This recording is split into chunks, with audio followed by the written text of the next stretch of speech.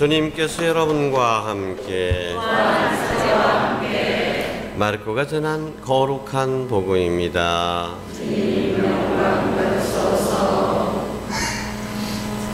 그 무렵에 예수님께서는 회당에서 나와 야고보와 요한과 함께 곧바로 시몬과 안드레아의 집으로 갔다. 그때에 시몬의 장모가 열병으로 누워 있어서 사람들이 곧바로 예수님께 그 부인의 사정을 이야기하였다.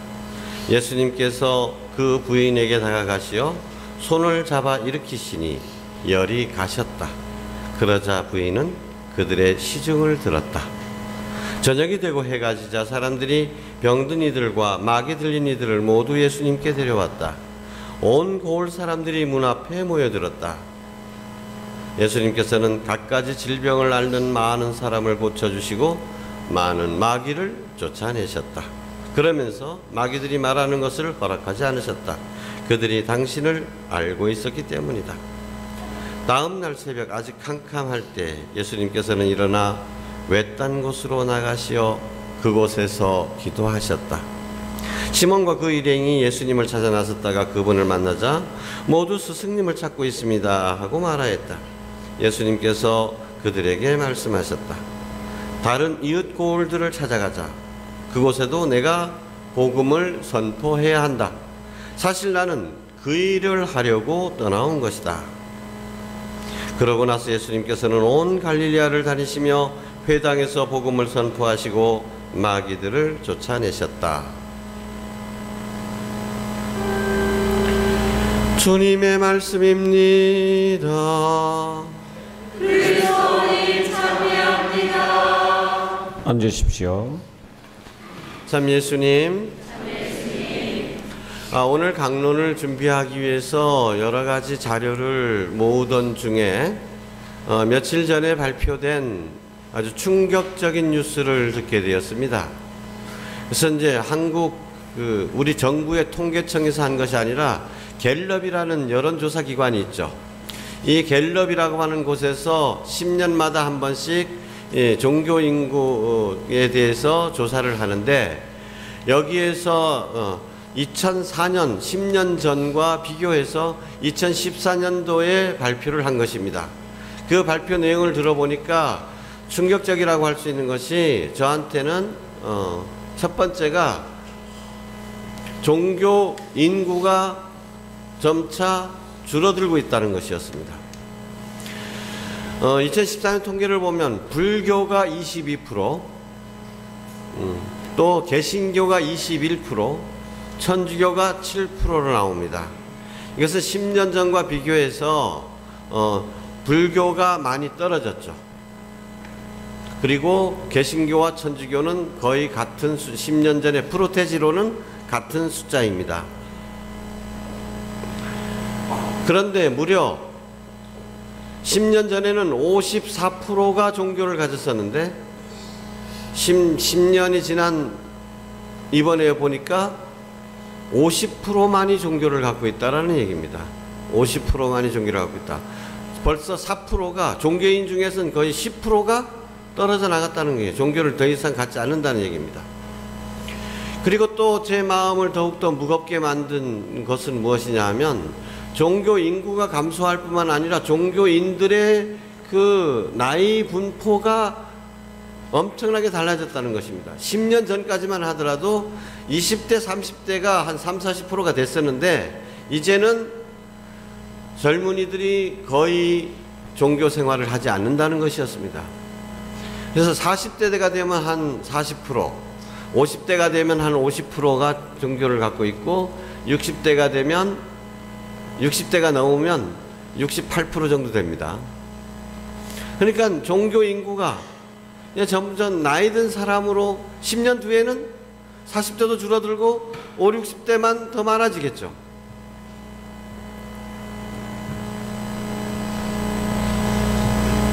이것은 앞으로 우리 한국 사회의 종교가 유럽의 종교와 마찬가지로 절간이나 성당이나 예배당 건물은 정말 엄청나게 크게 웅장하게 지어지지만 실제로 신앙생활 하는 사람들은 없는 그래서 성당은 유물이 되고 성당은 관광지가 되고 이런 현상을 우리도 뒤따라가지 않을까라는 이런 우려를 하게 만드는 것입니다. 그리고 또 제 가슴을 더욱더 무겁게 한 것은 이것은 갤럽이라고 하는 연구 조사 기관이기 때문에 정식으로 정부가 조사하는 것, 정부가 조사할 때는 어떻게 합니까? 인구 센서스 할 때는 일일이 다 찾아다니잖아요. 찾아다니면서 다 질문을 하잖아요.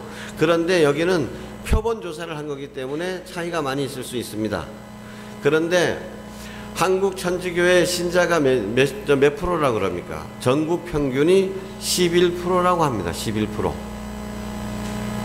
그런데 여기 나와 있는 표지로는 몇 프로라고 할까? 7%. 그럼 4%는 어디 가버렸느냐 이거죠. 예전에는 우리 천주교가 발표한 신자 숫자보다도 정부에서 발표하는 신자 숫자가 더 많습니다. 예비자도 거기 포함되고 이렇게 포함되는데, 근데 우리 신자가 11%라고 하는 것은 교적상을 얘기하는 것입니다. 이 교적상. 그러니까 냉담자도 어떤 세례를 받았으면 우리는 신자라고 치는 거죠. 그래서 11%가 된 것입니다. 근데 예전에는 11%보다 더 넘었거든요. 신자라고 대답하는 비율이. 성당 안 다니는 냉담자도 누가 물으면 당신 종교는 무엇입니까? 라고 하면 뭐라고 대답해요? 나 천주교 신자다라고 대답을 하는 거예요. 그거 당연하죠. 그런데 이제는 7%라고 하는 것은 그 4%가, 내가 내 말하는 게 별로 마음에 안 드는 모양이야. 4%는 나는 천주교 신자가 아니라고 대답하는 거예요.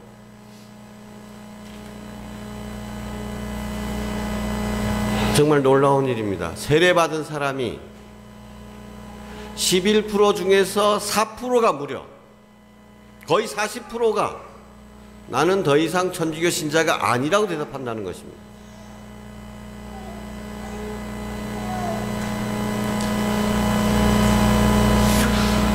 그리고 또 발표 내용을 보면은 일주일에 한 번 이상 종교 생활을 하십니까? 하고 이렇게 질문을 하는데, 뭐 불교야 뭐 1년에 한두 번 갑니다. 뭐 이런 사람들이 대반이죠. 뭐 그건 우리 다 알고 있는데.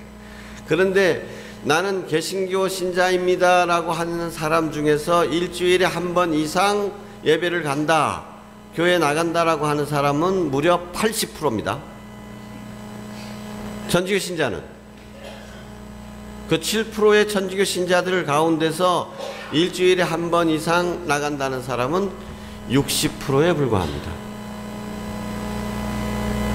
옛날엔 저도 그렇게 생각을 했어요. 천주교는 숫자는 개신교에 비해서 적어도 똘똘 뭉치고 충성도에 있어서는 천주교가 최고다, 이렇게 생각을 했었는데, 알고 보니까 예배당 신자들이 더 똘똘 잘 뭉친다는 거예요.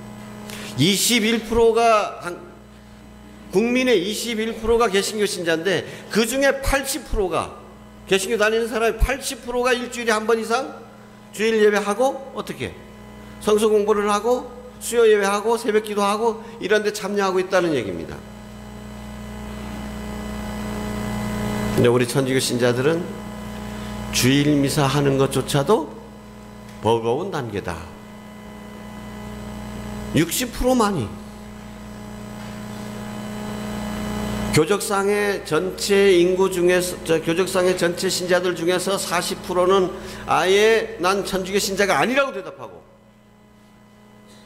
천주교 신자라고 대답한 사람들 가운데서도 일주일에 한 번 꼬박꼬박 미사 나오는 사람은 60%에 불과하다.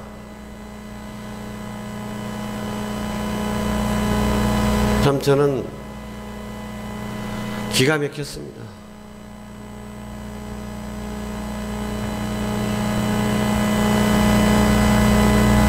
자, 우리 성당 예를 들어볼까요?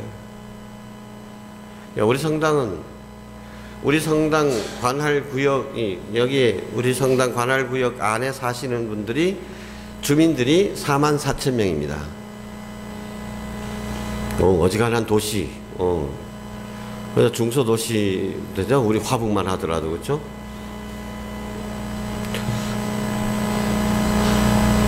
그런데 그 중에 우리 신자 숫자는 얼마일까요? 지금 작년 말로 우리 본당 신자는 2,600명입니다. 그러면 단순하게 숫자로 표현하면 우리 본당 신자 숫자는 전체 주민의 6%에 해당됩니다. 6%. 근데 이것은 냉담자 다 뺀 겁니다. 냉담자가 다 포함된 거죠. 그죠? 6%에. 서울강 저 비신자한테 저 결혼해가지고 성당 못 다니는 똘도 그냥 여기 교적 남아있는 거예요. 그대로 그냥. 교적 옮깁사 해도 어디로 옮기를 말이 나가지도 않으는데. 그러니까 그냥 그것도 그냥 19에 그냥 포함되어 있어. 그런 숫자가 다 해서 2,600명입니다. 근데 그렇게 하다 보면 뭐 서울에 학교 다니는 아이, 직장 다니는 아이 이럭저럭 해서 냉담자까지 다 포함하고 해서 2,600명인데 2,600명 중에서 성당에 나오는 주일날 미사 참석 숫자는 어느 정도 됩니까? 800명 내외. 어떤 때 800명, 한 850명까지, 많으면 850명, 점자 많으면 900명, 어떤 때 700 뭐 몇십 명, 고사리 캐러 가불고 쉽게 잔치 많으면은 600 몇십 명까지 팍 떨어지기도 하고, 어쨌든 한 800명에서 왔다 갔다 하게 되는데, 그러면 38, 24, 딱 3분의 1이죠.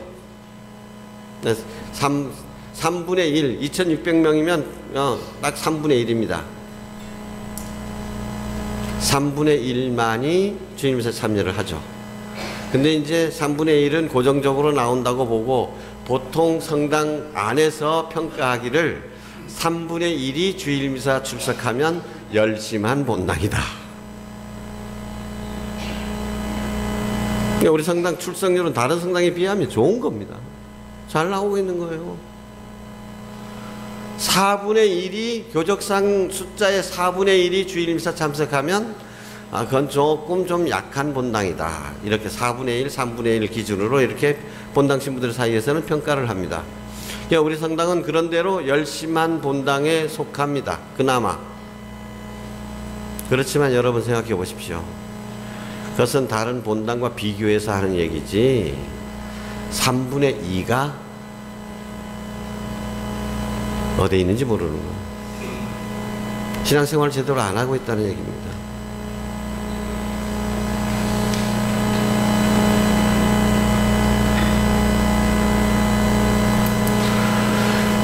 그리고 제주도의 평균이 몇 프로일까요? 제주도 천주교 신자들 숫자, 그게 비율은 거의 12%에 육박하면 12%. 전국 평균보다 조금 높아요. 그런데 지역적인 특색이 있죠. 저기 한림 쪽으로, 이런 쪽으로는, 동쪽으로는, 서쪽으로는 신자들이 많습니다. 참 제주도가 이상한 것이 중앙로를 기준으로 해가지고 서쪽 사람들은 이사와도 노영이나 과양 이 중앙로 서쪽으로만 살고, 동쪽 사람들은 이사와도 이렇게 동쪽으로만 이렇게 삽니다. 이제 모여 살았죠. 그런데 서쪽 사람들은 일제시대 때부터 벌써 한림 신창의 천주교가 그런 데로 융성했었어요. 그리고 이스돌 목장이라든지 이렇게 해가지고 서쪽으로는 천주교 신자들의 비율이 높습니다.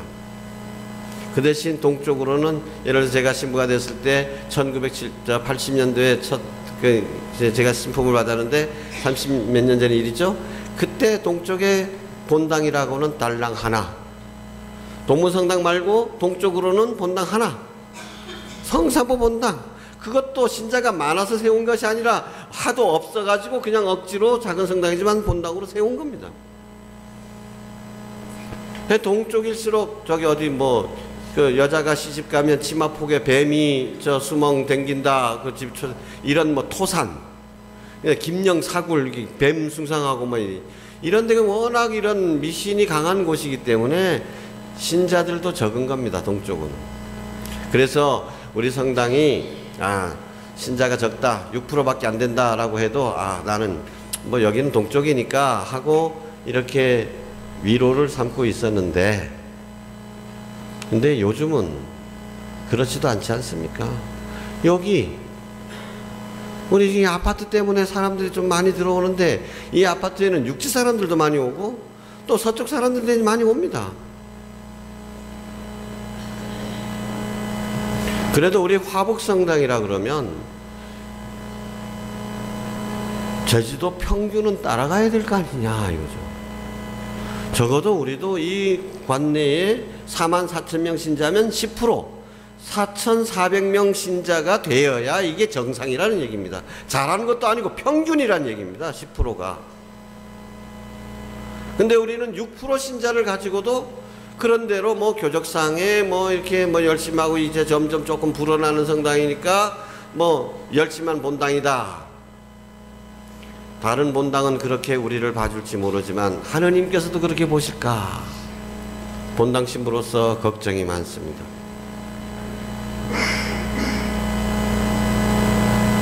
(6%면) 거의 절반이잖아요. 평균의 절반. 절반밖에 안 된다는 거. 이것은 무엇을 말하는 것입니까? 우리 신자들이 보다 더 분발해야 된다라는 말입니다. 분발해야 된다. 특별히 기도도 열심히 하고 송홍시 활동도 열심히 하고 평일미사에도 여러분 열심히 참석하시고, 그렇지만은 보다 핵심적인 것이 있다. 무엇입니까? 복음 선포입니다. 복음을 전하는 일입니다. 오늘 복음을 보면 예수님의 하루라는 제목을 붙일 정도로 예수님께서 하루를 어떻게 지내셨는가가 나와 있습니다. 자, 첫머리에 회당에서 가르치셨죠?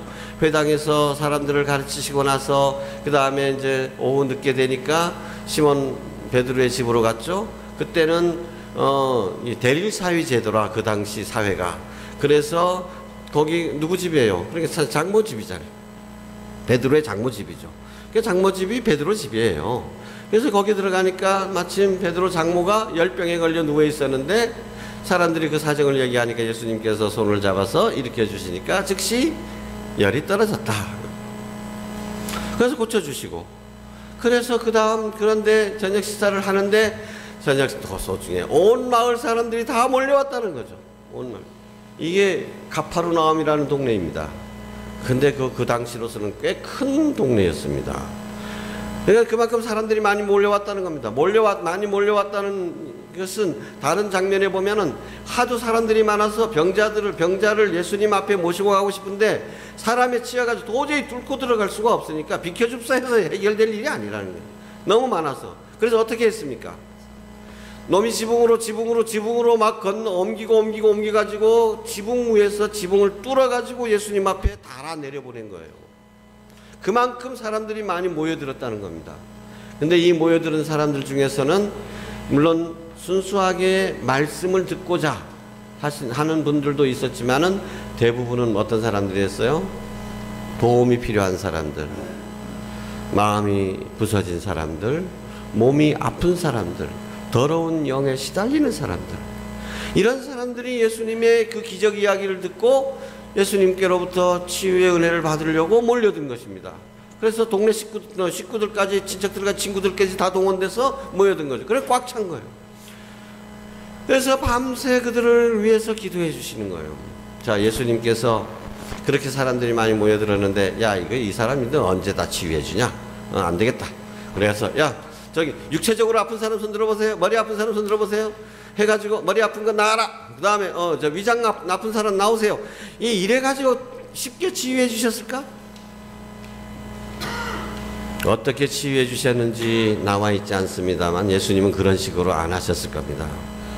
한 사람 한 사람 이야기 다 들어주고 하소연 들어주고 함께 아파해주고, 그래서 직접 손을 얹어서 기도해 주시고. 자, 그러다 보면 그 많은 사람들이 모여들었는데 아마도 1시, 2시는 충분히 넘기고도 남았을 것입니다. 아이고, 이제 늦어보난 안 됐구나. 낼랑 없어. 이렇게 돌려보내셨을까, 예수님? 그러다 보니까 거의 밤이 새었을 건데도 다음날 아침이 아직 동이 트기도 전에 예수님께서는 일어나셔서 외딴 곳으로 가셔서 혼자서 기도하고 계셨다. 그래서 제자들이 일어나 보니까 예수님 안 계시거든. 동네 사람들 예수님 어디 갔냐. 아침 일찍 온 사람도 있었고. 그래서 예수님 찾아보는데 예수님께서 기도하시는 것을 보게 됩니다. 아이고 예수님 어디 갔다 엎디가게 지금 우리 막 동네 사람들 난리 났수다. 예수님 쫓아. 예수님께서 뭐라고 하셨습니까? 다른 고을로 가자. 다른 고을에도 복음을 전해야 한다. 나는 바로 그 일을 위해서 떠나온 것이다.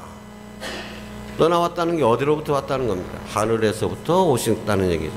예수님께서 이 세상에 온 것은 무슨 일을 위해서, 그 일이라는 게 뭐였습니까? 복음을 전하는 일이었습니다. 우리는 세례를 통해서 예수 그리스도와 한 몸을 이루게 되었습니다. 그래서 우리는 그리스도인, 그리스도께 속한 사람이라고 불리웁니다. 예수님께서 복음 선포를 위해서 오셨듯이 우리도 이제 세례를 통해서 복음 선포를 위한 존재로 거듭 태어난 것입니다. 근데 우리 신자들은 신앙생활 하면 주일 미사 참석하는 거, 이게 신앙생활이에요. 아침 저녁 기도하는 거,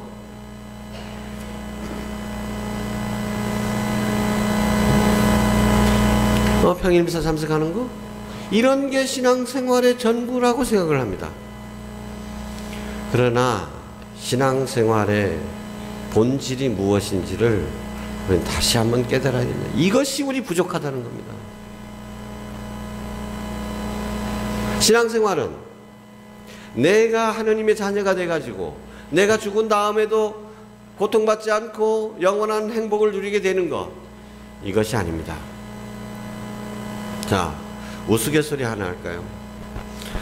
성서학자들이 오늘 성서 대목을 가르칠 때 이런 질문을 합니다. 예수님께서 왜 시몬의 장모의 병을 고쳐주셨습니까? 나도 그 질문 들었을 때 멍했어요. 아픈 사람 고쳐주는 거 당연한 거지 왜 고쳐줬다니. 선생님이 이렇게 대답을 합니다. 시중 들라고.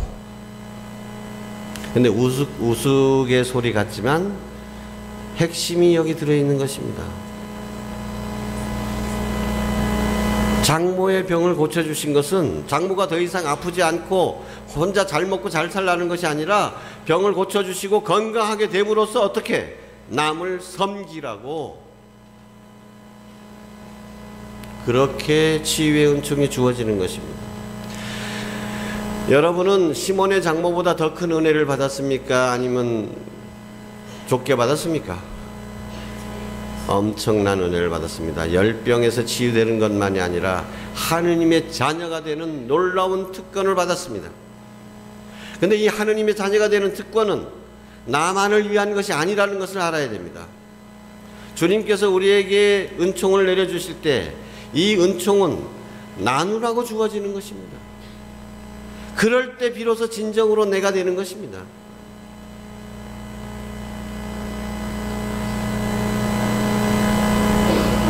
하느님 나라의 복음을 우리는 받아들일 수 있는 큰 은혜를 받았습니다. 그런데 이 하늘나라에 관한 기쁜 소식은 나의 것만으로 해서 내 장롱 속에 묻혀둘 것이 아니라 이것이 밖으로 나눠져야 되는 것입니다. 그때 그것이 바로 진정으로 나의 것이 되는 것입니다. 내 안에 현실이 되는 것입니다. 근데 우리 신자들은 하느님께로부터 이런 놀라운 은총을 받아놓고도 이것이 왜 나한테 주어진 것인지를 착각해 버린다는 거예요. 지금 이스라엘 백성이 바로 그 꼴입니다. 이스라엘 백성들은 지금 세계의 골칫거리예요. 저거 왜 그렇게 됐습니까? 하느님께서 이스라엘 백성을 선택하실 때 이스라엘 백성들만 잘 먹고 잘 살라는 것이 아니라 이스라엘 백성을 통해서 전체 인류를 행복하게 해주시고자 하는 것이었습니다. 이스라엘 백성들에게 진리를 가르쳐 주신 것은 이스라엘 백성들이 깨달은 진리를 다른 백성들과 온 인류와 함께 나누도록 하는 것이었습니다. 그런데 그들은 그것을 깨닫지 못하고 선민사상, 우리가 하느님의 백성으로 뽑히었다라고 생각만 한 겁니다. 뽑히운 이유를 생각 못한 것입니다. 여러분들도 하느님의 백성으로 선택받았습니다. 하느님의 자녀가 되었습니다. 그 이유는 무엇입니까? 왜 여러분들을 하느님의 자녀로 삼아주셨는지, 뽑으셨는지, 그것은 바로 당신의 행복을, 당신의 영원한 생명을 이웃과 나누라고 불리움을 받은 것이라는 것. 이것이 우리 신앙의 목적이다. 그래서 교회의 본질적인 사명이 바로 복음 선포라고 얘기를 하는 것입니다. 본질적 사명. 여러 사명 중에 하나가 아니라 교회의 본질이 바로 복음 선포라는 것입니다. 근데 우리 신자들은 이 면을 자꾸 잊어버리게 되는 거예요. 선교하면 아이고 내 믿음도 제대로 주체하지 못하는 주제에 뭐 신놈신디 이걸 얘기해. 그러니까 선교하면 내가 먼저 내 신앙을 돈독하게 하고 난 다음에 그때 다른 사람한테 전하는 것이라고 생각을 합니다. 그런데 그것이 착각일 뿐만 아니라 바로 그런 생각 때문에 우리의 믿음이 커가지를 못하는 것입니다. 주님께서 뭐라고 하셨습니까? 우리의 믿음이 부족하기 때문에 복음 선포를 미룰 핑계가 될 수 없습니다. 아무리 우리 믿음이 약할지라도 주님께서는 우리 믿음이 얼마나 미약한지를 알고 계십니다. 그러나 주님께서 뭐라고 격려해 주셨습니까? 너희 믿음이 겨자씨만 하더라도 저 산도 옮길 수 있을 것이다. 우리 믿음은 비록 정말 보잘것없죠. 조그마한 유혹에도 쉽게 넘어지는 우리들입니다. 눈보라가 쳐도 아이고 오늘이랑 성당 갈까 말까 이런 생각도 드는 사람들입니다. 우리는. 그러나 이런 약한 믿음이 어떻게 강한 믿음이 될까요? 나누면 되는 것입니다. 믿음이 적다고 한탄하고 핑계로 삼지 말고 아무리 작은 믿음일지라도 이웃과 기꺼이 나누려고 하면 나눠질 뿐만 아니라 우리의 믿음이 그래서 더욱더 굳건하게 성장하게 되는 것입니다. 그러니까 우리 믿음이 겨자씨만한 채로 그대로 남아있다는 것은 나누지 않기 때문이라는 것이죠. 여러분 모두 잘 알고 계십니다. 아무리 가난한 사람도 나누지 못할 만큼 가난한 사람은 없다. 그렇죠? 우리 믿음이 아무리 작다 하더라도 나누지 못할 만큼 작은 믿음은 없습니다. 우리가 나누면 나눌수록 우리 믿음도 커지는 것입니다.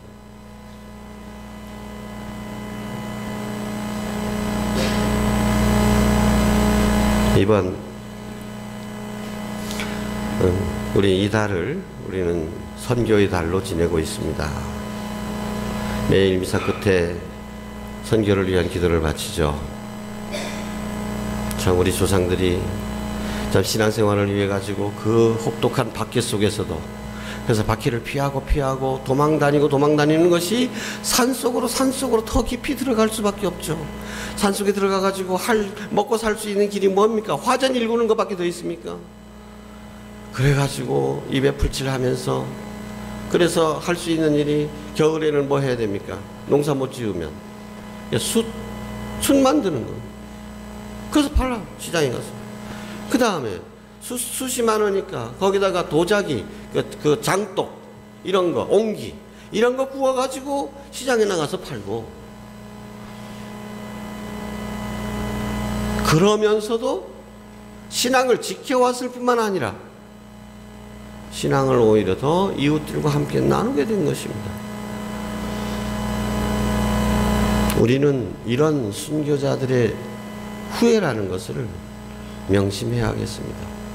우리 약한 믿음을 보지 말고 약한 믿음도 귀하게 봐주시는 하느님을 바라보면서 하느님께서 나에게 이런 믿음의 길로 불러주신 것은 이웃들과 함께 나누라고 하는 것이다. 이 소명을 항상 간직하고 깨어 있어야 할 것입니다.